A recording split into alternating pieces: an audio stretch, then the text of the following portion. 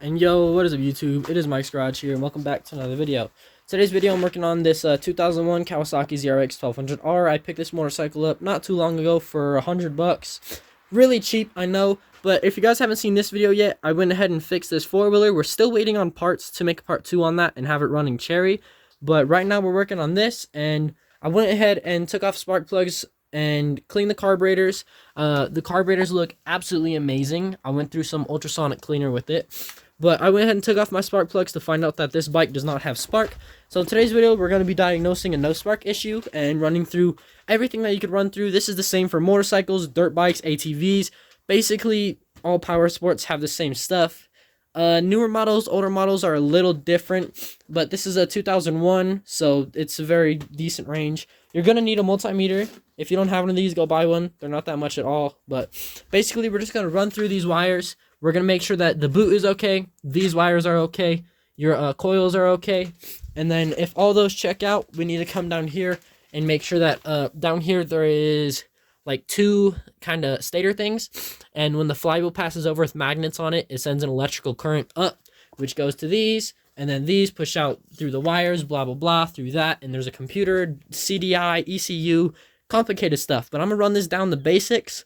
I'm going to make it pretty easy, basically run through everything. But let's go ahead and get into diagnosing this.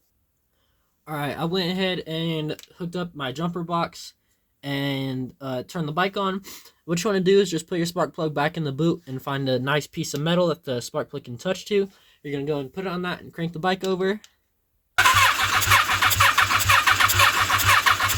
As you can see, absolutely no spark right there.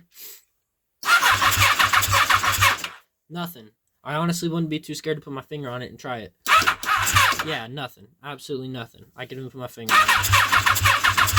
No shock, no nothing. That should be giving me a very, very bad shock due to the fact that this is a 1200cc motor. So the fact that I got zero spark and absolutely nothing happening here, let's go start diagnosing and move backwards. Let's go ahead and check on those pickup coils. And actually, before I go ahead and start checking on those pickup coils and stuff, you just want to go ahead and look across your bike and see if there's any fuses or like any fuses, or if you have a fuse box. If you don't, then just skip ahead a bit. I'll put the timestamp right here to when to skip ahead. But if you do have fuses, go ahead and look on your bike, see if there's any fuses, and see if any of your fuses popped. I'm going to go ahead and look around my bike and see if this bike has any fuses. I went ahead and located my fuse box. It was on the back of my bike, but mine actually has this little diagram that tells you what everything is for, like turn signals, horn, spare fuses. So like this bike actually has spare fuses on it, which would be these two. These are just spares. But yeah. Go ahead and check this out. See if any of your fuses are popped. Fuses, they have like a little piece of metal right there. I don't want to pull one out because all these are good. But there's a little piece of metal. Just see if the little piece of metal is broken or burnt. If it is, replace it. But all of these are good, so let's go ahead and move on to checking out these coils. What I'm going ahead and check first is, since I do have two of these, I'm going to go ahead and check a different wire, because this wire right here is to the 3-cylinder, which is this one, and this wire is to this one. So just in case that only this one's bad, but this one sparks, I'm going to make sure that all cylinders aren't sparking before I go ahead and just start taking stuff off. But this is the wire from this first coil, this number 3. This number 4 was from this one. So we're going to go ahead and see if this one's bad now. So let's check this one for spark. All right, and let's go ahead and test this other coil. Yep, just like I expected, no spark all across the cylinders. Let's go ahead and get into taking these coils off. Alright, so we got the ignition coil taken out. To take it out, it's as simple as just 2 bolts and 2 wires that are connected to it. You want to go ahead and set your multimeter over to 200 on the ohm side. Your black one's going to be in the middle one. This one's going to be on the right side with the ohm sign. Some could be different, but they're almost all typically like this. You're going to go ahead and set it on to the 200, and then you're going to go ahead and get your 2 prongs. You have these 2 connectors right here, which is the primary coil, I believe. It's one of the coils.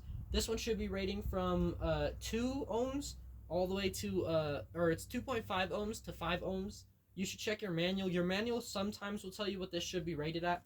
We'll go ahead and set that at 200. It does not matter which one you put the, terminal you put the prong on, but let's go ahead and see what this one's reading out at. Go and let it calm down a bit.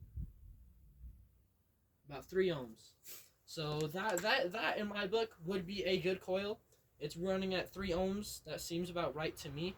Let's go ahead and check the what is it? The polarity between the other coil.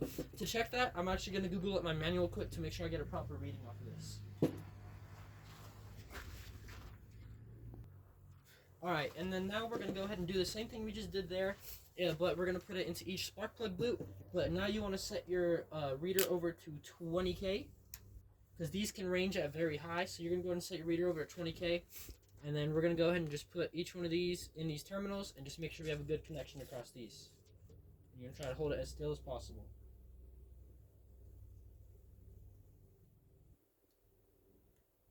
Huh. Bad connection? Oh, I got it now. You just want to get a good enough connection and hold it there.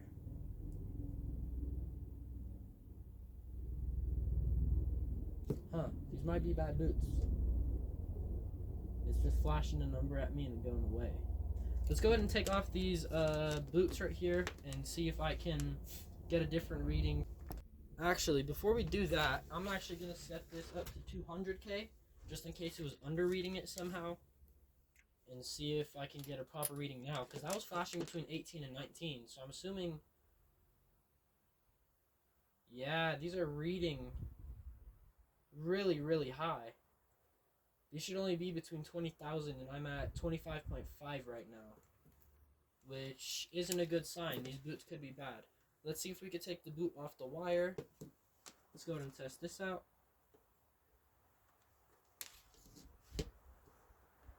Wire to wire.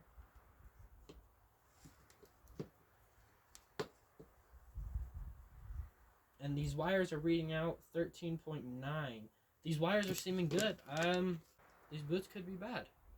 Let's go ahead and take off the other one to see if the other one is reading out that high on those boots. Alright, I went ahead and took off the other set of coils to test them. They're both reading exactly the same for the spark plug boots, and I tested it with the boots off. So, I'm assuming that it's fine.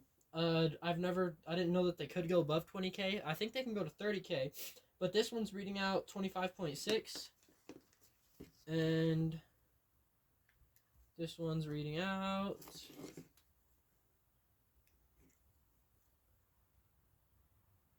about 25. So 25 on the dot. So they're only about a few hundreds away from each other. And if I show you guys, switch back over to 200 to test these two terminals.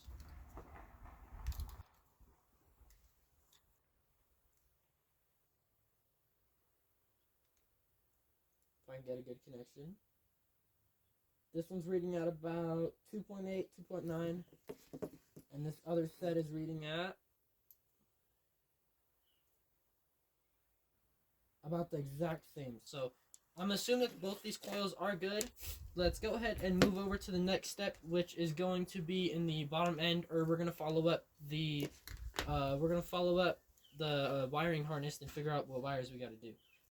Alright, so what you want to do is head over to the left side of your bike. It's only going to be on the left side. I highly doubt it's going to be on the right unless you have points. Points are on the right side, but there is the clutch basket and clutch on the right side. So if you come over to the left side, this right here is to the chain guard. I assume this is my mile per hour gauge. This is what tracks how fast I'm going. But right down here is another wiring harness, if you can see that. This one runs up. It's just super routed. But right down in here, we're going to go ahead and take all these 8 mils off and get into this bottom end right here. I do not know if there's oil in it. If there is, I'm going to put an oil pan right here just in case. But let's go ahead and take that cover off, and I'll show you what we're looking at. Alright, we go ahead and got the oil pan, rags, gloves on, and our 8 mil ready. We're going to go ahead and take off this side cover right here. I followed my wires down. They lead up through my harness, which lead up through here to these wires. I believe you can check it off these 2 wires, but to double check that I'm checking both sides properly, we're going to take off this bottom end. But if you do take this side cover off, you're going to need a new gasket most likely. That really depends if you tear it or not. I mean, I'd buy a new gasket anyways, because you are taking it off. You could accidentally scratch it, rip it.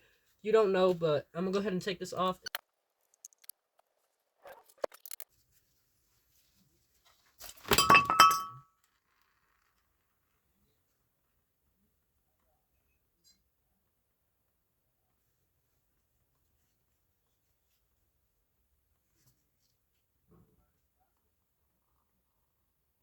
Alright, went ahead and ended that. I'm coming back down over here. After taking this off, this right here is what I'm talking about. Some bikes have two of them, one on this side, one on this side. This may look different on all bikes, but what it is this little high part right here, and these little high parts fly past that little magnet right there. And after it flies past that, it's going to send a signal through the wire, blah, blah, blah, all the way up to your other stuff that sends spark out. Since I diagnosed that those up there were good, I went ahead and followed through. And you're going to want to follow your harness. These two wires right here, don't know how well you guys can see that. It's a yellow and a black and white. So I followed my wires up. I started following the harness up. That's when I found this issue. A rat chewed through my one wire. That was my issue this whole time, is a rat. And the thing is, this was hidden like that. So, like, I'm not going to notice it. But yeah, this is the one wire that was chewed through. Let's go ahead and splice that, fix that. And, you know, that should fix our issue. But, what is it? You'll just want to follow these wires up, and then you'll put a multimeter to them and test them. These should be reading about 700, I believe. That's what I had written down. I don't know how accurate that is, but yeah, about 700. If all that checks out, and if this checks out and this is good, check your manual to see what this should be at. But if this checks out and it is good, then it's going to be your computer, sadly, and you're going to need a new computer. But I'm going to go ahead and splice this wire and see if this fixes my issue. Alrighty, I went ahead and went down here and spliced it. I have a connector on it. I have heat shrink right there, but I'm going to put that over it. I'm just making sure the connection is good first. Let's go ahead and test if it has spark. I did go ahead and put these back on. I just put them back on. They're not bolted down yet, just in case it doesn't work. Let's go ahead and turn the bike on. Just like that. Neutral lights on. Lights are on. Turns over. Let's see if it's got spark. Alright, we got that spark plug camera hooked up. It looks great. Just making sure it's in focus. And let's see. Oh. Got the car hooked up. The battery.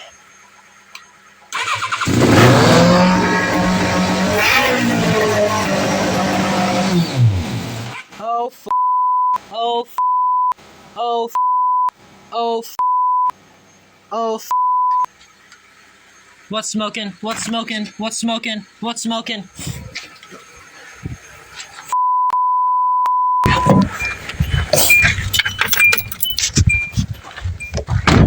Oh, sh.